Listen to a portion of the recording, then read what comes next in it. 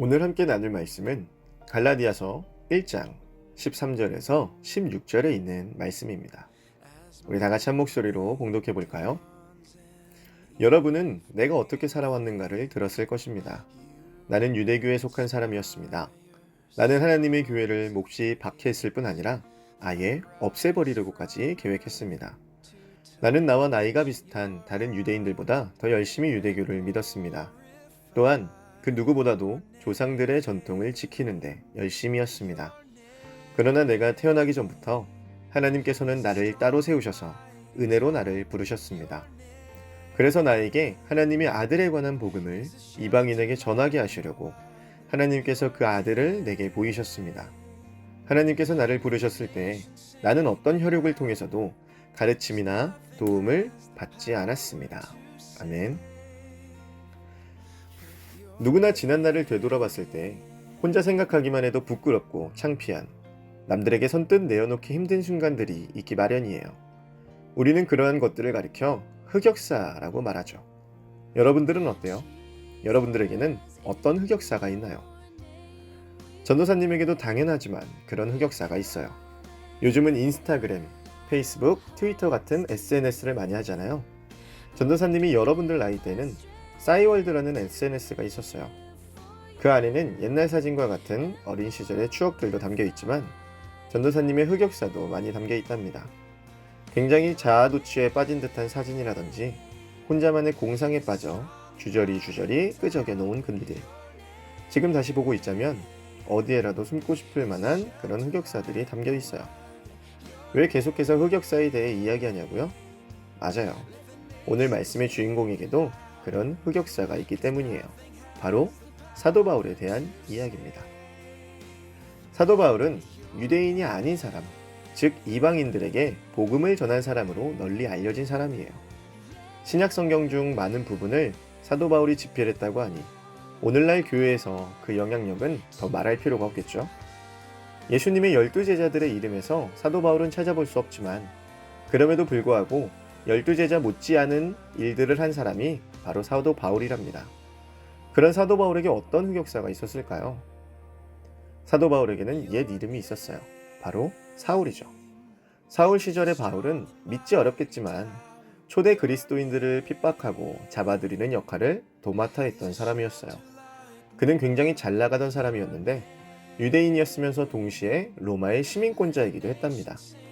당시에 로마의 시민권을 가지고 있다는 건 굉장한 특혜였어요. 로마라는 큰 나라의 보호를 받을 수 있었기 때문이죠. 뿐만 아니라 사울은 굉장히 똑똑한 사람이었어요. 당시 최고의 랍비, 즉 선생이었던 가말리엘이라는 랍비에게 가르침을 받을 정도로 말이에요. 성경을 읽다 보면 예수님께서 바리새인들을 혼내는 장면을 많이 볼 수 있어요. 하나님의 사랑을 전하시려던 예수님과는 달리 바리새인들은 너무 율법적으로만 하나님을 이해했기 때문이에요. 때문에 예수님과 바리새인들은 사사건건 부딪힐 수밖에 없었죠. 왜 갑자기 바리새인 이야기를 하냐고요? 사울이 바로 바리새인이었거든요. 그것도 그냥 바리새인이 아니라 굉장히 열심을 가지고 활동을 하던 바리새인 중에 바리새인이었어요. 잠깐 언급했지만 초대 그리스도인들을 핍박하고 잡아들이는 역할을 할 정도로 말이에요. 그래요. 이게 바로 기독교에서 그렇게 칭송받고 오늘날까지도 회자되는 사도 바울의 흑역사예요. 그런 그가 변하게 된 계기가 있었어요. 바로 다메섹이라는 곳으로 가던 길에서 하나님을 만난 사건이죠. 그때의 사건을 계기로 사울은 자신의 옛 이름을 버리고 바울로서 살아가게 됩니다. 그 이후부터 사도 바울은 이방인들에게 예수님의 복음을 전파하기 위해서 여행을 떠나요. 이 교회, 저 교회를 돌아다니기도 하고 말이죠. 오늘 말씀의 배경은 바울의 그런 여행길 가운데 만난 한 교회에서의 이야기를 담고 있어요. 오늘 본문 말씀인 갈라디아서는 사도 바울이 갈라디아 교회의 교인들에게 보낸 편지의 내용입니다. 그럼 바울은 왜 갈라디아 교회에게 편지를 보냈을까요? 초대교회에는 두 종류의 사람들이 있었어요. 유대인과 유대인이 아닌 사람, 이렇게 말이죠. 이 사람들 간에 문제가 생겼는데요.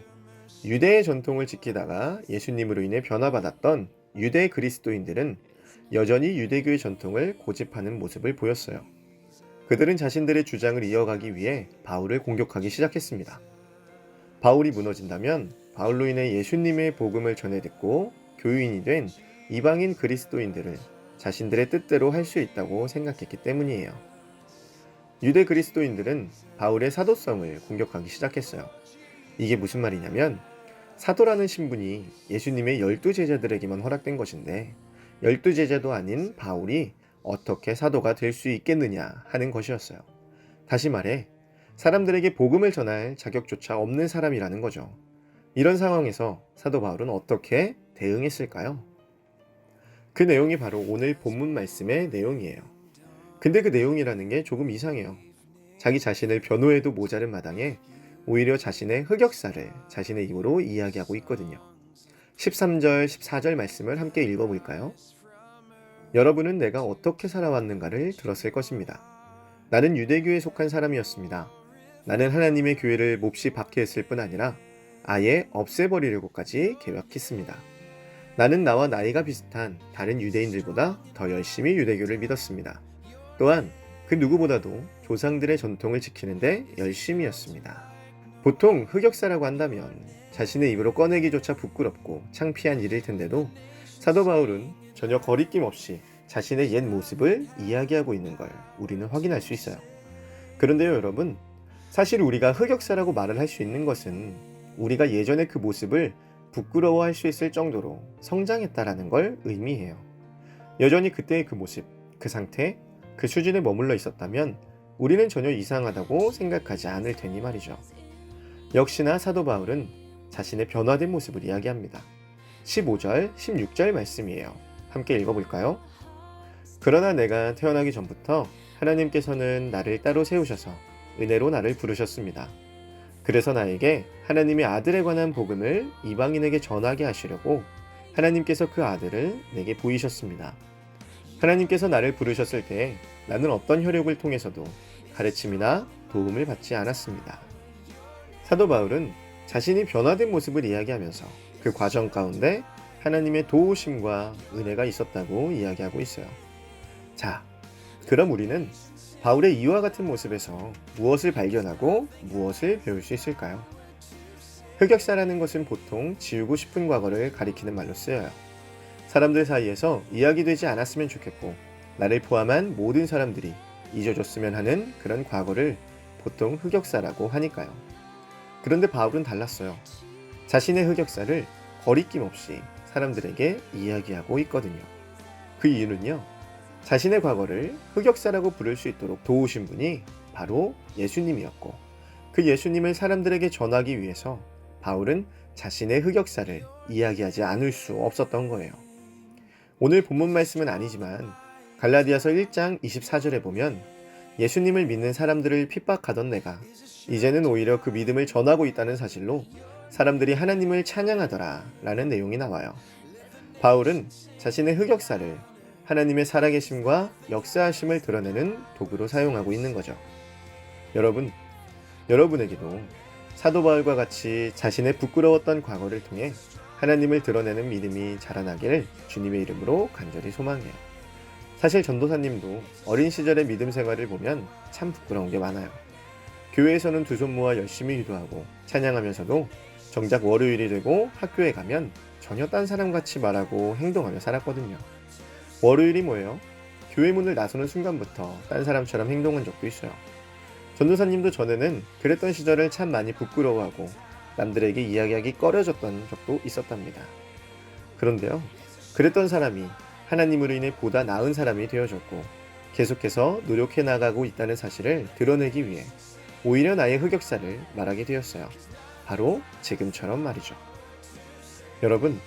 여러분에게 있어 부끄럽고 창피했던 지난날의 모습이 주님으로 인해 변화받는 은혜가 임하길 기도합니다. 누구에게나 흑역사는 있기 마련이에요. 다만 그것을 언제까지나 꽁꽁 숨겨두느냐, 아니면 이제는 자랑스럽게 자신의 흑역사를 이야기할 수 있는 보다 성숙한 사람이 되느냐의 문제랍니다. 누구처럼요? 사도 바울처럼요. 기도하겠습니다. 사랑으로 우리를 변화시키시는 하나님, 주님의 은혜에 감사를 드립니다. 누구에게나 하나쯤은 있는 흑역사, 오늘 이 시간 사도 바울의 흑역사에 대해 함께 알아보았습니다. 언제까지나 숨겨두고만 싶고 사람들 사이에서 잊혀졌으면 하는 그런 흑역사지만 사도 바울은 오히려 자신의 흑역사를 통해 하나님께 영광을 올려드리는 모습을 보였습니다. 주님, 우리 또한 바울의 믿음을 닮아갈 수 있도록 함께 해주세요. 누군가에게는 약점이 되는 흑역사가 우리에게는 하나님께 영광을 올려드리는 도구가 될 수 있도록 우리를 보다 성숙한 사람이 되게 해주세요. 누구나 실수를 합니다.